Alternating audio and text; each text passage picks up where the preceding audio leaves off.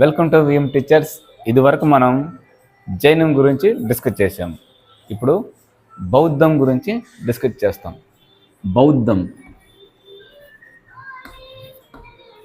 బౌద్ధం బౌద్ధ మతం కన్నా జైనం ప్రాచీనమైనది. ఒకసారి మనం జైనం గురించి చూస్తాం. జైనం ఏం చెప్తుంది? జైనం దేనికి ప్రాధాన్యత ఇస్తుంది? సాద్వాదం అని చెప్పాను మీకు. సో జైన మతానికి సంబంధించి జైనం యొక్క వేదాంతాన్ని ఏమంటాం? సాద్వాదం. మరి బౌద్ధానికి సంబంధించి బౌద్ధం దేనికి అధిక ప్రాధాన్యత ఇస్తుంది అంటే మాధ్యమికవాదం. మాధ్యమికవాదం చూడండి. జైనమేమో సాద్వాదం, ఇంకా జైన మత స్థాపకుడు వర్ధమాన మహావీరుడు అని చెప్పుకున్నాం. సో జైన మతానికి సంబంధించి సల్లేఖన వ్రతం అనే కఠినమైన ఉపవాసం ఉండాలని ఇదివరకు చెప్పుకున్నాం. మరి జైన మతాన్ని అత్యధికంగా ఆదరించిన చక్రవర్తి మౌర్య చక్రవర్తి అంటే మనం మౌర్య చంద్రగుప్తుడు అనేసి చెప్పుకున్నాం. సో ఈయన స్వయంగా జైన మతాన్ని కూడా అంటే సల్లేఖన వ్రతాన్ని కూడా ఆచరించి మరణించడం జరిగింది. సో మౌర్య చంద్రగుప్తుని యొక్క జైన గురువు భద్రబాహు. ఓకేనా? ఇక్కడ ఇది అహింసకి అధిక ప్రాధాన్యతని ఇస్తుంది. మరి చెప్పే మీకు కఠినమైన ఉపవాసం ఉండి శరీరాన్ని కృషింపజేసి చనిపోవాలి. ఇంత కఠినమైన నిబంధనలు బౌద్ధంలో లేవు. అందుకే ఇది మాధ్యమిక వాదం అని ఏమంటే జైనం చూస్తే కఠినమైన నియమాలు, అదే హిందూ మతం చూసినట్లయితే యజ్ఞాలు, క్రతువులు, సంస్కారాలు ఇలాంటివి. సో దానికి దీనికి మధ్యలో మాధ్యమికవాదాన్ని తీసుకురావడం జరిగింది. అంటే కఠినమైన కాకుండా అటు ఆడంబరం కాకుండా మధ్య మార్గాన్ని బౌద్ధం సూచించింది. దీన్ని మనం మాధ్యమికవాదం. సో మధ్య మార్గాన్ని సూచించిన మతం ఏది అంటే మధ్య మార్గం బౌద్ధం. మాధ్యమికవాదం బౌద్ధం. సో సాద్వాదం జైనం. ఇక్కడ మనం చూసినట్లయితే లోకాయతలు లేదా చార్వాకులు, వీళ్ళ గురించి మనం చూసినట్లయితే వీళ్ళు దేనికి ప్రాధాన్యత ఇవ్వడం జరిగిందంటే భౌతికవాదానికి ప్రాధాన్యత ఇవ్వడం జరిగింది. భౌతికవాదం. సో భౌతికవాదానికి ప్రాధాన్యతనిచ్చిన మతం ఏది అంటే చార్వాకులు. భౌతికవాదం అంటే ఏమంటే వీళ్ళు కంటికి కనిపించే వాటిని మాత్రమే వీళ్ళు విశ్వసించడం జరిగింది. ఏదైతే కంటికి కనిపిస్తుందో దాన్ని మాత్రమే వీళ్ళు విశ్వసించడం జరిగింది. కాబట్టి వీళ్ళు భౌతికవాదానికి అధిక ప్రాధాన్యత ఇవ్వడం జరిగింది. సాద్వాదానికి ప్రాధాన్యత ఇచ్చిన మతం ఏదంటే జైనం. మాధ్యమికవాదం లేదా మధ్య మార్గానికి చెందిన మతం ఏది ఉందంటే బౌద్ధం. ఇదేమో వర్ధమాన మహావీరుడు, దీనేమో బృహస్పతి. దీనిలో ప్రధానమైన ప్రచారకుడు మనం చార్వాకుడు అని కూడా మనం చెప్పుకున్నాం. ఓకే, సరే ఇప్పుడు బౌద్ధం గురించి మనం చూస్తాం. బౌద్ధానికి సంబంధించి ఆధారాలు ఒకసారి మనం పరిశీలిస్తే దీపవంశ, మహావంశ, బౌద్ధ జాతక కథలు,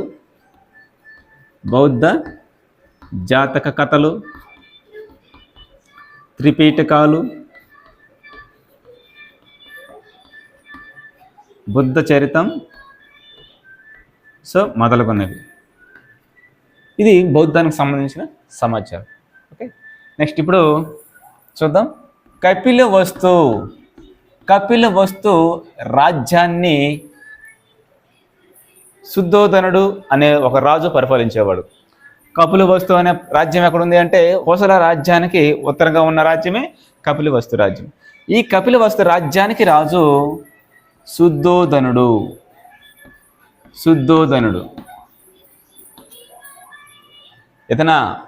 ఇతని భార్య పేరు మహామాయాదేవి లేదా మాయాదేవి. సో ఒకరోజు శుద్ధోదనుడు కొన్ని కార్యక్రమాల్లో పాల్గొని, మాయాదేవి ఆ యొక్క పండగ వాతావరణం కార్యక్రమాల్లో పాల్గొని ఆ యొక్క రాత్రి ఈమె మాయాదేవి అని ఆమె గర్భవతిగా ఉన్నప్పుడు నిద్రపోతూ ఉన్నప్పుడు ఆ రాత్రి ఆమెకి ఒక కల వస్తుంది. సో ఆ కళ ఏమంటే ఒక తెల్లని ఐరావతం కుడివైపున గర్భంలోకి ప్రవేశించినట్టుగా కల వస్తుంది. ఈ విషయాన్ని పక్కన ఉన్న శుద్ధోధనుడికి చెప్పడం జరుగుతుంది. వెంటనే శుద్ధోధనుడు తన భటుల్ని పిలిపించి ఒక ఋషిని తీసుకురమ్మని చెప్పడం జరుగుతుంది. వెంటనే ఒక ఋషి అక్కడ రావడం, ఆ ఋషికి ఈ యొక్క కళ గురించి చెప్పడంతో ఆ ఋషి చెప్పడం జరుగుతుంది. ఏమి అంటే, మీకు పుట్టబోయే శిశువు మీ అంతఃపురంలో లేదా మీ రాజ్యంలో ఉంటే ఒక గొప్ప చక్రవర్తి అవుతాడు, లేదా అదే బయట వెళ్తే ఒక గొప్ప సన్యాసి అవుతాడనేసి చెప్పడం జరుగుతుంది. సో వెంటనే ఆయనగా కంగారు వేస్తుంది.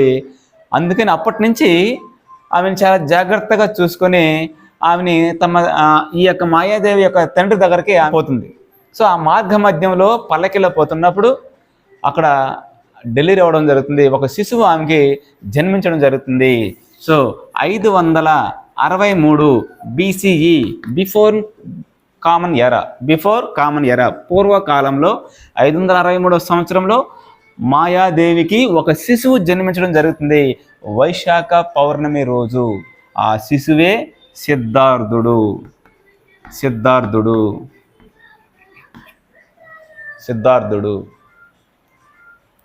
సో ఈ శిశువు జన్మించిన 7 రోజులకి ఈ మాయాదేవి అనే ఆమె చనిపోవడం జరుగుతుంది. సో అప్పటి నుండి మాయాదేవి సోదరి చెల్లెలైనటువంటి శుద్ధోధనుడు మరొక భార్య ప్రజాపతి గౌతమి. ఈ ప్రజాపతి గౌతమి సిద్ధార్థుణ్ణి పెంచడం వలన ఇతనికి గౌతముడు అనే పేరు వచ్చింది. ఈ ప్రజాపతి గౌతమి మాయాదేవి సొంత చెల్లెలు. ఈ ప్రజాపతి గౌతమి సిద్ధార్థుడిని పెంచడం వలన సిద్ధార్థుడికి గౌతముడు అనే పేరు రావడం జరిగింది. సో గౌతముడు పెంపకం విషయంలో శుద్ధోధనుడు చాలా జాగ్రత్తగా చూసుకోవడం జరిగింది. ఎందుకంటే ఇతను బయట విషయాలు కానీ తెలిస్తే బయట వెళ్తే సన్యాసి అయిపోతాడనే విషయం ఋషి ఆల్రెడీ చెప్పున్నాడు. అందుకే అతనికి అంగరంగ వైభవంగా అంతఃపురంలోనే అన్ని రకాల అన్ని విషయాలు సమకూర్చి విద్యాభ్యాసం మొత్తం అంతఃపురంలోనే. ఆయన బాల్యం తీసుకున్నట్లయితే సోదరులైనటువంటి నందుడు కావచ్చు, ఆనందుడు, దేవదత్తుడు, సో మరికొంతమంది సోదరులతో ఆయన బాల్యం అలా గడుస్తూ ఉంటుంది. ఇలా కొన్ని సంవత్సరాల తర్వాత సిద్ధార్థుడికి 19వ సంవత్సరంలో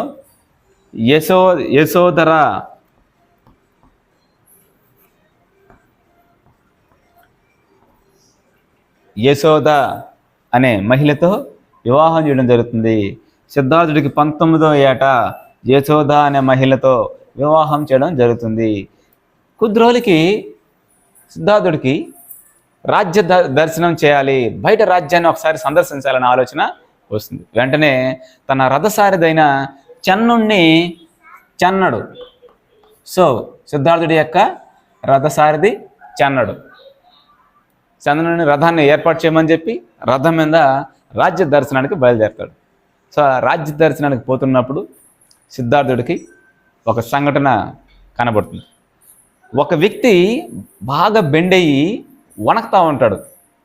సో చెన్నను అడుగుతాడు, చెన్న ఆ వ్యక్తి ఎవరు, ఎందుకు అలా వణుకుతున్నాడు ఆ మనిషి అనేసి అడిగితే అప్పుడు చెన్నడు చెప్తాడు, రాకుమారా, ఆ వ్యక్తి వృద్ధుడు, జీవితం చరమాంకంలో ఉన్నాడు.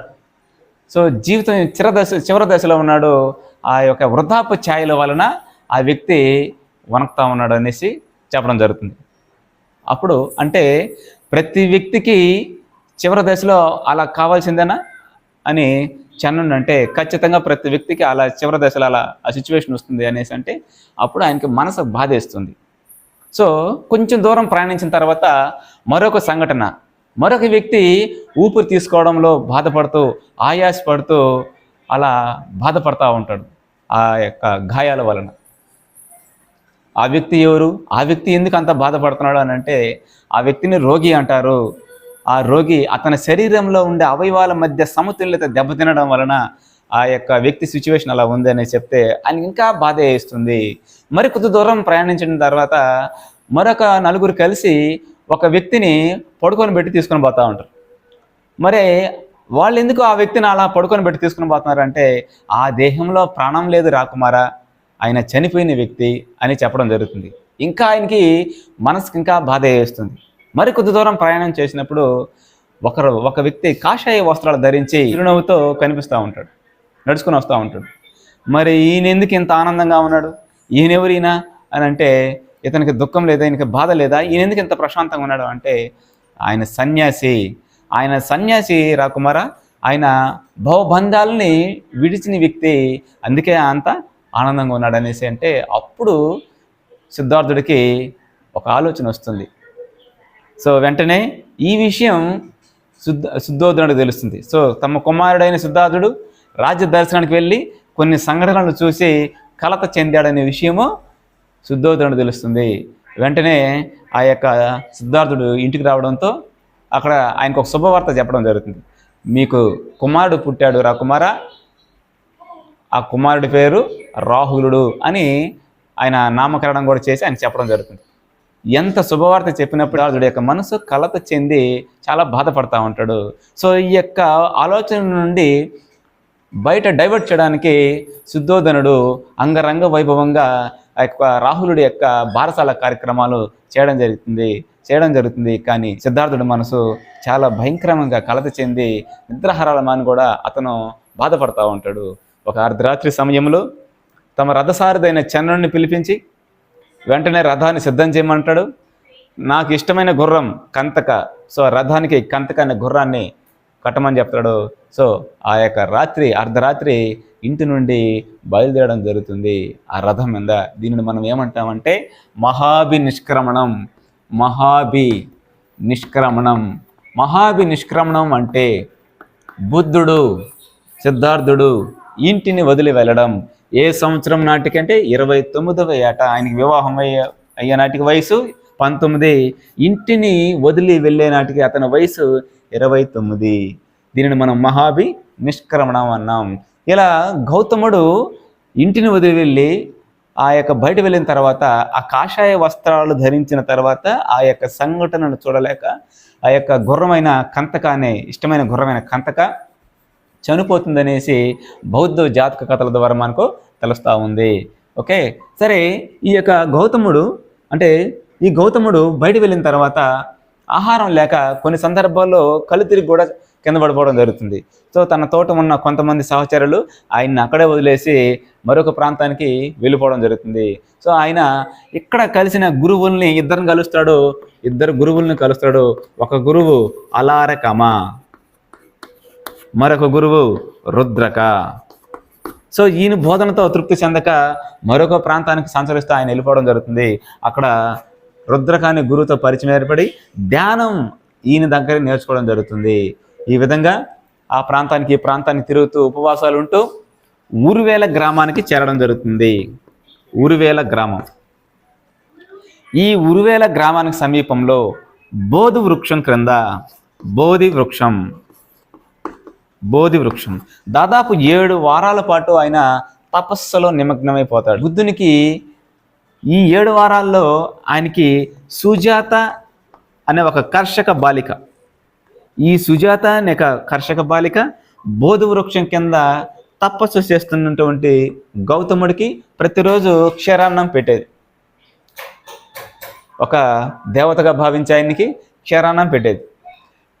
బౌద్ధ జాతక కథల ద్వారా మారా అనే ఒక దుష్ట శక్తి కూడా ఆయన యొక్క తపస్సుని భగ్నం చేయడానికి ప్రయత్నం చేస్తుందనే విషయం కూడా మనకు తెలుస్తూ ఉంది. అయినప్పటికీ ఆయన 7 వారాల పాటు దీర్ఘ తపస్సులో ఉండి 7 వారాల తర్వాత ఆయనకి జ్ఞానోదయం కలుగుతుంది. జ్ఞానోదయం కలిగిన దాదాపు 40 రోజుల దాకా ఆ ప్రాంతంలో ధ్యానంలో ఉండిపోవడం జరుగుతుంది. సో ఆయనకి జ్ఞానోదయం కలగడాన్ని మనం ఏమంటున్నామంటే సంబోధిని. దీన్ని ఏమంటున్నాం మనం? సంబోధిని. సో బుద్ధుడు ఇంటిని వదిలి వెళ్ళడం మనం మహావినిష్క్రమణంగా చెప్తున్నాం. అలాగే ఆయనకి జ్ఞానోదయం కలగడాన్ని మనం సంబోధినిగా చెప్పడం జరుగుతుంది. సంబోధిని.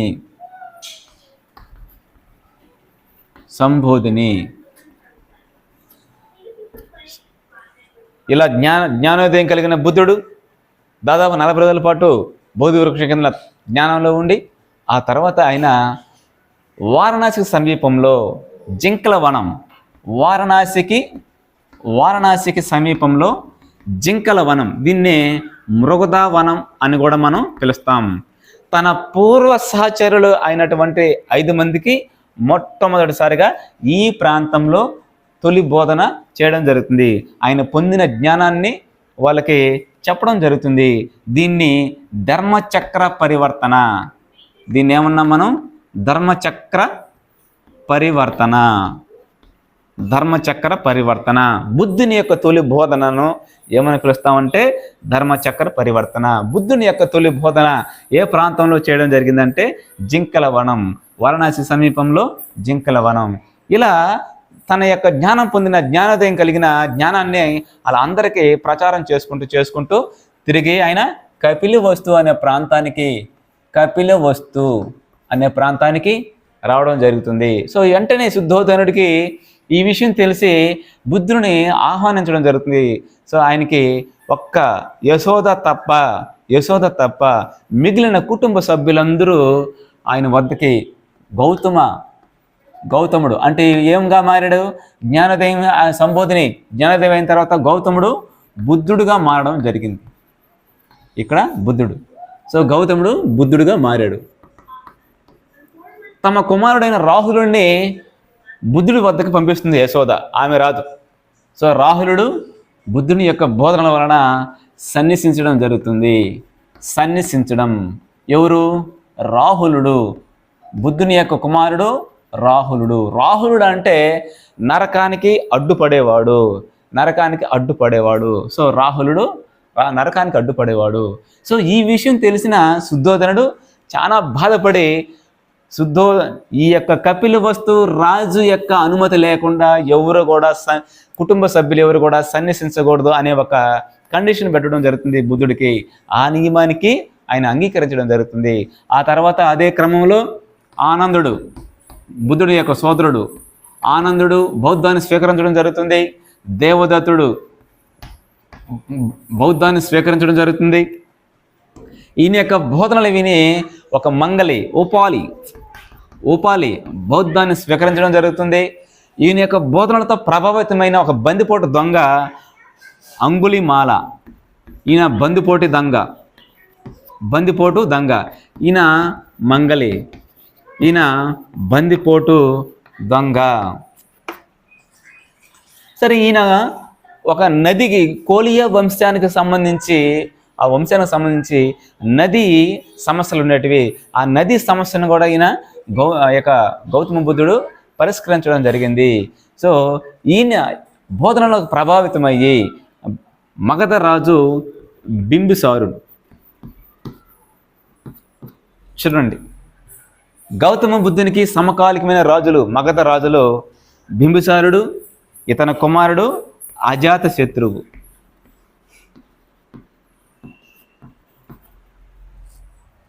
ఒకానొక సమయంలో అజాతశత్రువు బుద్ధుడిని ఆహ్వానిస్తాడు. అట్ ద సేమ్ టైం ఒక వేశ్య అయిన ఆమ్రపాలి, ఆమె కూడా ఆహ్వానిస్తుంది. కానీ అజాతశత్రువు ఆహ్వానాన్ని తిరస్కరించి ఆమ్రపాలి అనే వేశ్య ఇంటికి వెళ్ళి ఆతిథ్యాన్ని స్వీకరించడం జరుగుతుంది. బుద్ధుని బోధన వలన ప్రభావితమయ్యి ఆమ్రపాలి అనే నర్తకి బౌద్ధాన్ని స్వీకరించడం జరుగుతుంది. సో ఈ విధంగా ఆ యొక్క ఉత్తర భారతదేశంలో మహాజనపదాల కల్లా ఆ ప్రాంతాల్లో మొత్తం సందర్శించి బౌద్ధాన్ని ప్రచారం చేస్తున్న సందర్భంలో ఆయన మల్ల రాజధాని కుసినారా ఈ ప్రాంతానికి చేరుకోవడం జరుగుతుంది. ఈ మల్ల రాజధాని కుసినారా అనే ప్రాంతంలో చుంచుడు ఈ వ్యక్తికి చెందిన మామిడి తోటలో విశ్రాంతి తీసుకుంటూ ఉంటాడు. ఈ విషయం తెలిసిన చుంచుడు ఆ ప్రాంతానికి వెళ్ళి తమ ఆతిథ్యాన్ని స్వీకరించవలసిందిగా బుద్ధుణ్ణి కోరడం జరుగుతుంది. సరే, వెంటనే తమ యొక్క బృందంతో చుంచుడు ఇంటికి వెళ్తాడు. చుంచుడు ఎండిపోయిన పంది మాంసం ముక్కలతో బియ్యం పిండి రొట్టె ముక్కలతో అతనికి వడ్డించడం జరుగుతుంది. తమ సహచరులు ఎవరు కూడా ఆ యొక్క భోజనాన్ని తిరస్కరిస్తారు, తినరు. కానీ బుద్ధుడు మాత్రం ఆయన పెట్టిన భోజనాన్ని, అంటే దీన్ని ఏమంటామంటే శోకమర్దనం భుజిస్తాడు. భుజించి సహచరులకి మీరు వృధా చేయొద్దండి, దాన్ని మట్టిలో పూడ్చిపెట్టండి అని మట్టిలో పూడ్చిపెట్టేలా చేస్తాడు. ఈయన దాన్ని భుజిస్తాడు. భుజించిన కాసేపటికి ఆయనకి బ్లడ్ మోషన్స్ స్టార్ట్ అయిపోయి, ఆ బ్లడ్ మోషన్స్ వల్ల 483 BCE 483 BCE కుసినారా అనే ప్రాంతంలో ఈ బ్లడ్ మోషన్స్ వల్ల బుద్ధుడు మరణించడం జరుగుతుంది. ఈరోజు కూడా వైశాఖ పౌర్ణమి చూడండి. బుద్ధుని జననం వైశాఖ పౌర్ణమి. బుద్ధునికి జ్ఞానోదయం కలిగింది సంబోధిని అనేసి అన్నాం, వైశాఖ పౌర్ణమి. బుద్ధుని మరణం వైశాఖ పౌర్ణమి. సో ఈ 3 ఇన్సిడెంట్స్, 3 సంఘటనలు జరిగింది కూడా వైశాఖ పౌర్ణమి రోజు. సో బుద్ధుని యొక్క మరణాన్ని మనం మహాపరినిర్యాణం అంటాం. ఏమంటాం? మహాపరినిర్యాణం.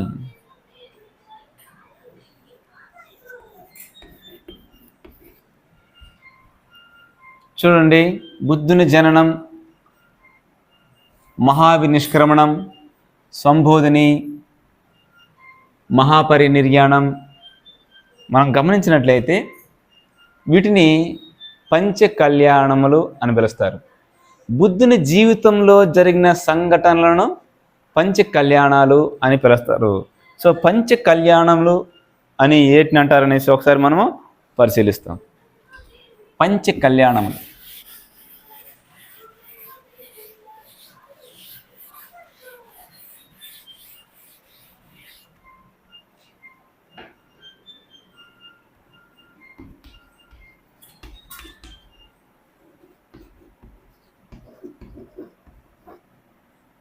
పంచకళ్యాణములు. చూడండి, బుద్ధుని జననం. బుద్ధుని జననాన్ని వికసించిన కమలం అని పిలుస్తాం. వికసించిన కమలం. సో వికసించిన కమలం దేనిని తెలియజేస్తుంది?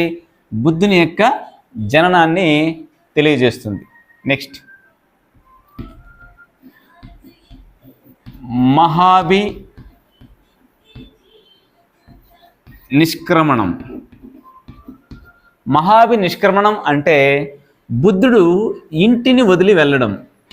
బుద్ధుడు ఇంటిని వదిలి వెళ్ళడం. సో గుర్రం తెలియజేస్తుంది. గుర్రం దేని తెలియజేస్తుంది? మహావినిష్క్రమణం తెలియజేస్తుంది, అంటే ఇంటిని వదిలి వెళ్ళడం. నెక్స్ట్, సంబోధిని.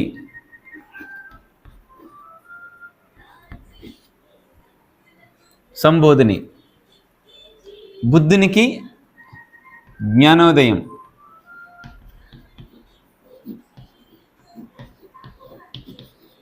బుద్ధునికి జ్ఞానోదయం కలగడాన్ని మనం ఏమన్నాం? సంబోధిని. ఇది దేని తెలియజేస్తుందంటే బోధి వృక్షం. బోధి వృక్షం అంటే ఏమి? రావి చెట్టు. బోధి వృక్షం అంటే రావి చెట్టు. చూడండి, బోధి వృక్షం దేని తెలియజేస్తుంది? సంబోధిని. అంటే ఏమి? జ్ఞానోదయం. బుద్ధునికి జ్ఞానోదయం కలగడం మనం సంబోధిని అంటాం. బోధి వృక్షం దీన్ని తెలియజేస్తుంది. నెక్స్ట్, ధర్మచక్ర పరివర్తనం. ధర్మచక్ర పరివర్తనం. ధర్మచక్ర పరివర్తనం బుద్ధుని యొక్క తొలి బోధన. బుద్ధుని యొక్క తొలి బోధన.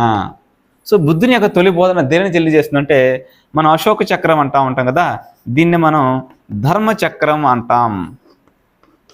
ధర్మచక్రం. సో ధర్మచక్రం దేనిని తెలియజేస్తుందంటే తొలి బోధన, అంటే ధర్మచక్ర పరివర్తనం. నెక్స్ట్,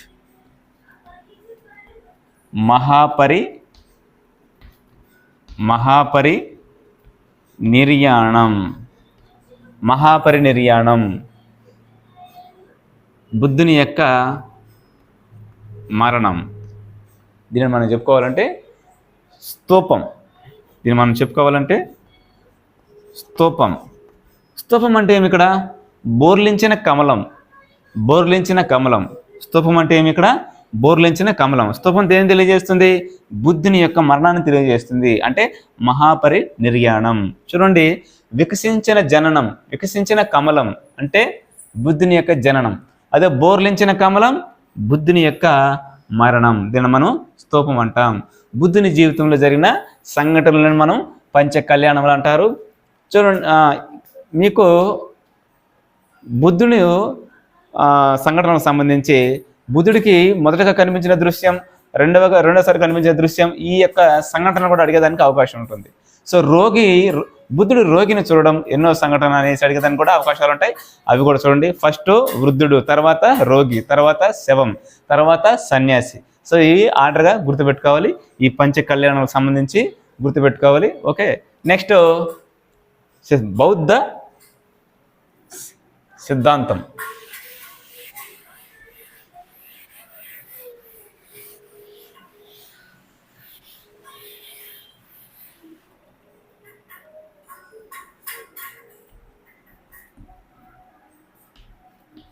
బౌద్ధ సిద్ధాంతాలు, వీటిని మనం ఏమంటాం? ఆర్య సత్యాలు. ఇవి 4 ఉన్నాయి. 1, ప్రపంచం దుఃఖమయం.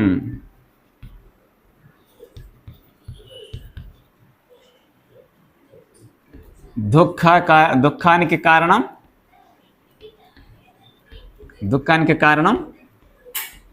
కోరికలు.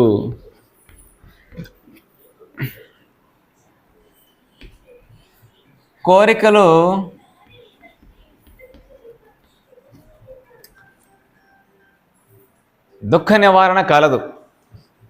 కోరికలను జయించవచ్చు లేదా దుఃఖ నివారణ కలదు.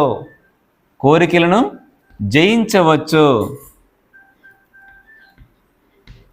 లేదా దుఃఖ నివారణ కలదు. 4వది, అందుకు అష్టాంగ మార్గాన్ని అనుసరించాలి. చూడండి, ఆర్య సత్యాలు ఏ మతానికి సంబంధించినవి అంటే బౌద్ధానికి సంబంధించినవి. ఇవి 4 ఉన్నాయి. ప్రపంచ దుఃఖమయం, దుఃఖానికి కారణం కోరికలు, దుఃఖ నివారణ కలదు లేదా కోరికలను జయించవచ్చు, అందుకు అనుసరించాల్సిన మార్గం అష్టాంగ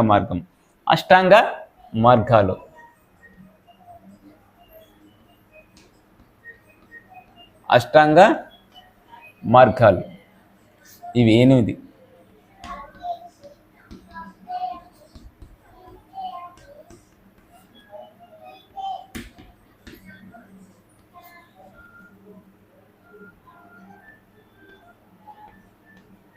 సరైన నిశ్చయం, సరైన దృష్టి.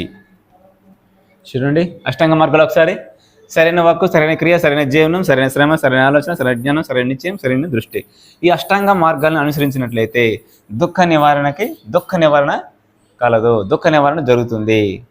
సో ఇవి ఆర్య సత్యాలు, అష్టాంగ మార్గాలు. ఇప్పుడు బౌద్ధ సాహిత్యం ఒకసారి మనం పరిశీలిస్తాం. బౌద్ధ సాహిత్యం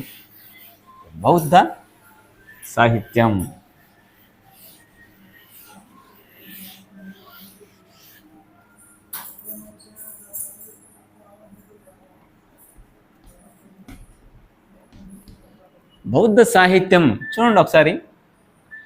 బౌద్ధం యొక్క పవిత్రమైన గ్రంథాలను మనం త్రిపీఠికాలు అని పిలుస్తాం.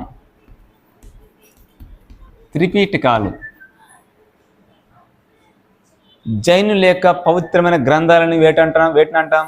అంగాలు. 12 అంగాలు. అంగాలు ఎన్ని అంటే 12. అవి కూడా గుర్తుపెట్టుకోండి. 12 అంగాలని మనం పిలుస్తాం. అదే బౌద్ధానికి సంబంధించిన పవిత్ర గ్రంథాలను వేటిని అంటామంటే త్రిపీఠికాలు. ఈ త్రిపీఠికాలు 3. 1 సుత్త పీఠిక, వినయ పీఠిక, 3 అభిధమ్మ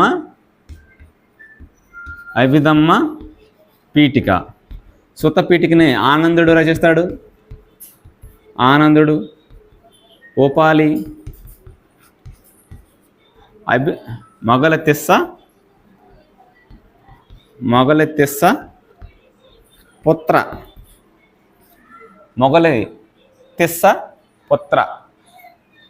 ఆనందుడు సుత్తపీఠిక, ఉపాలి వినయ పీఠిక. ఆనందుడు సుత్తు కొడతా ఉంటాడు, ఎప్పుడు సోది మాటలు సుత్తు కొడతా ఉంటాడు ఆనందుడు సుత్తినయ్యాలని గుర్తుపెట్టుకోండి. ఉపాలి ఎప్పుడు వినయంగా ఉంటాడు. ఉపాయంగా వినయం కలిగి ఉంటాడు. ఉపాలి వినయ పీఠిక. ఇంకా మిగిలింది అభిధమ్మ పీఠిక, మొగల పొత్త తిస్స. ఓకే, ఇది ఇక బుద్ధ చరిత్రం కూడా అనేసి సాహిత్యం కింద చెప్పుకోవచ్చు. బౌద్ధ జాతక కథలు. ఈ బుద్ధ చరిత్రము అశ్వఘోషుడు అనే వ్యక్తి దాన్ని రచించడం జరుగుతుంది. నెక్స్ట్ మనకు బౌద్ధ సంగీతులు ఒక 4 జరిగాయి. ఆ బౌద్ధ సంగీతుల గురించి కూడా మనం ఒకసారి చూస్తాం. బౌద్ధాన్ని ఆదరించిన రాజవంశాలు మనం పరిశీలించినట్లయితే మౌర్యులు, హర్షవర్ధనుడు కావచ్చు, అంటే పుష్యభూతి వంశం కావచ్చు, కనిష్కుడు కావచ్చు. సో ఈ మళ్ళీ దక్షిణ భారతదేశం తీసుకున్నట్లయితే శాతవాహనుడు కావచ్చు. వీరందరూ బౌద్ధాన్ని ఆదర్శించడం జరిగింది. ఓకే, ఇప్పుడు బౌద్ధ సమావేశాలని సంగీతులు అంటాం. ఇవి బౌద్ధ సంగీతులు ఎన్ని జరిగాయి? 4 జరిగాయి. సో ఫస్ట్ సమావేశం అజాతశత్రువు రాజుగా ఉన్నప్పుడు రాజగృహం. ఈ సమావేశానికి అధ్యక్షత వహించిన వాడు మహాకాశ్యపుడు. చూడండి, ఇక్కడ అజాతశత్రువు రాజగృహం రాజధాని మహాకాశ్యపుడు. ఇక్కడ సుత్త పీఠిక, వినయ పీఠిక లిఖించబడతాయి. ఈ ఒక బౌద్ధ సమావేశంలో. రెండవ బౌద్ధ సంగీతిని మనం ఒకసారి పరిశీలిస్తే కాలశోకుడు రాజధాని వైశాలి. దీనికి అధ్యక్షత వహించిన వ్యక్తి సభాకవి. ఈ సమావేశంలో, రెండవ బౌద్ధ సమావేశంలో, గౌతమ బుద్ధుడు చనిపోయిన తర్వాత ఈ యొక్క సమావేశాన్ని ఏర్పాటు చేయడం జరుగుతుంది. ఈ సమావేశాలన్నీ గౌతమ బుద్ధుడు చనిపోయిన తర్వాత ఏర్పాటు చేయడం జరుగుతుంది. ఈ సమావేశంలో ఈ బౌద్ధం 2 శాఖలుగా విడిపోతుంది. తేరువాదులు లేదా వీళ్ళనే స్థవిరవాదులు అని కూడా, నెక్స్ట్ మహాసాంఘికులు. బౌద్ధం 2 శాఖలుగా విడిపోతుంది. తేరువాదులు లేదా స్థవిరవాదులు, మహాసాంఘికులు. చూడండి, ఈ మహాసాంఘికులు ఈ సమావేశానికి హాజరు కారు. ఈ మహాసాంఘికులు వైశాలి ప్రాంతంలో కాకుండా మరొక ప్రాంతంలో సమావేశాన్ని ఏర్పాటు చేసుకోవడం జరుగుతుంది. ఈ మహాసాంఘికుల యొక్క సమావేశానికి మహాకాశ్యపుడు అధ్యక్షత వహించడం జరుగుతుంది. అంటే ఈ సమావేశానికి తేరువాదులు మాత్రమే హాజరవడం జరుగుతుంది. బౌద్ధం 2 శాఖలుగా విడిపోవడం ఏ సమావేశంలో అంటే 2వ సమావేశం. నెక్స్ట్ 3వ సమావేశం అశోకుడు రాజధాని పాటలీపుత్రం. అధ్యక్షుడు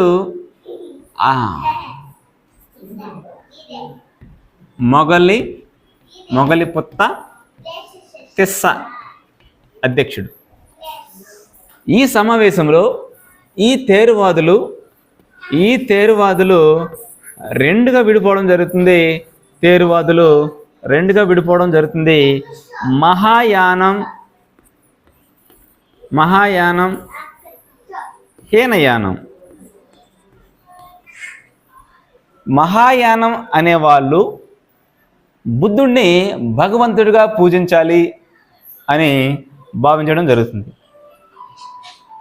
హీనయానం అనేది ఏం చేస్తుందంటే బుద్ధుడిని ఒక గురువుగా భావించడం జరుగుతుంది. సో అక్కడ క్లాష్ వచ్చి మహాయానం హీనయానంగా మూడో సమావేశంలో విడిపోవడం జరుగుతుంది. మరి అశోకుడు దేనికి ప్రాధాన్యత ఇవ్వడం జరుగుతుందంటే హీనయానానికి ప్రాధాన్యత ఇవ్వడం జరుగుతుంది. ఓకే, సో నాలుగవ బౌద్ధ సంగీతి కనిష్కుడు. నాలుగవ బౌద్ధ సంగీతిని ఎవరు ఏర్పాటు చేశారు? కనిష్కుడు. కుందల వనం. మరి కనిష్కుడు ఈ కుందలవనం అంటే కనిష్కపురం, జమ్మూ కాశ్మీర్. ఈ కుందలవనంకి ఈ యొక్క సమావేశానికి అధ్యక్షత వహించిన వారు ఎవరు అంటే వసుమిత్రుడు.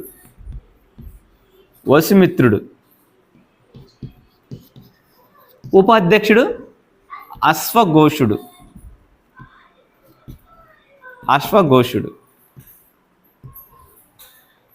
ఈ సమావేశం దేనికి ప్రాధాన్యత ఇవ్వడం జరిగింది? హీనయానం. చూడండి, పార్శ్వుని సలహా మేరకు కనిష్కుడు నాలుగవ బౌద్ధ సంగీతిని కుందలవనంలో ఏర్పాటు చేయడం జరిగింది. ఈ సమావేశానికి వసుమిత్రుడు, అశ్వఘోషుడు అధ్యక్షత వహించడం. ఈయన అధ్యక్షుడు, ఈయన ఉపాధ్యక్షుడు.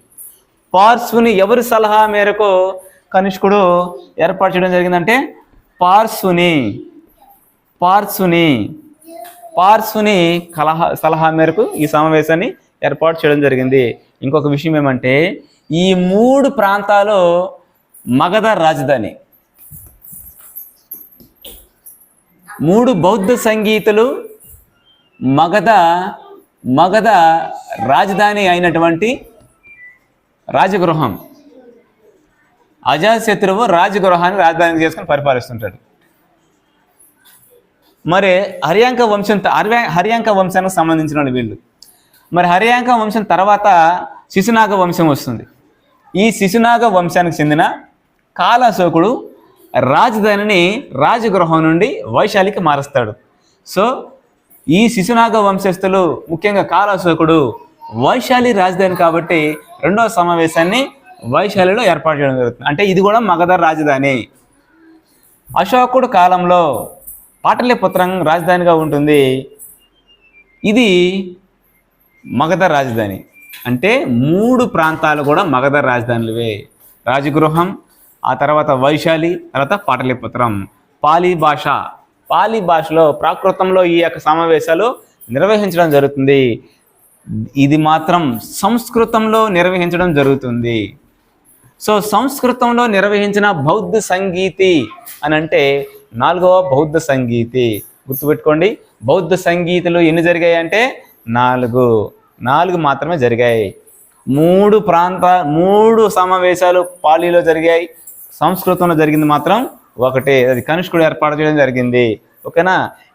సో కనిష్కుడు దేనికి ప్రాధాన్యత ఇవ్వడం జరిగింది? హీనయానం. చూడండి, మహాయానం, హీనయానం, వజ్రయానం కూడా ఇంకోటి ఉంది. ఈ వజ్రయానం అనేది విపరీతంగా మద్యం సేవించడము, విపరీతంగా గలీజు పనులన్నీ చేయడం. సో అందుకే వజ్రయానం అనేది ప్రాచుర్యంలోకి రాలేదు.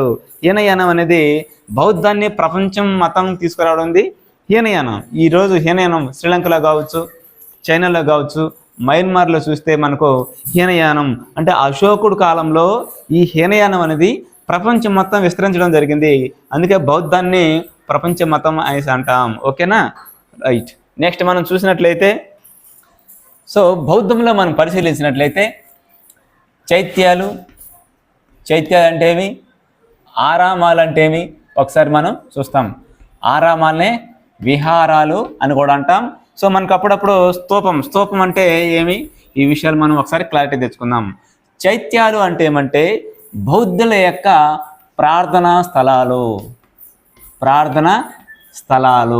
సో ప్రార్థనా స్థలాలు చైత్యాలు అంటే ఏమి, బౌద్ధుల యొక్క ప్రార్థనా స్థలాలను మనం చైత్యాలు అంటాం. ఆరామాలు లేదా విహారాలు అంటే బౌద్ధ సన్యాసులు నివసించు ప్రాంతం. అంటే వీళ్ళు గ్రామాల్లో ఉండేవాళ్ళు కాదు, గ్రామాలకి దూరంగా ఉంటాయి. చూడండి, ఈ ఆరామాల విహారాలు విద్యాలయాలుగా కూడా వర్ధిల్లాయి.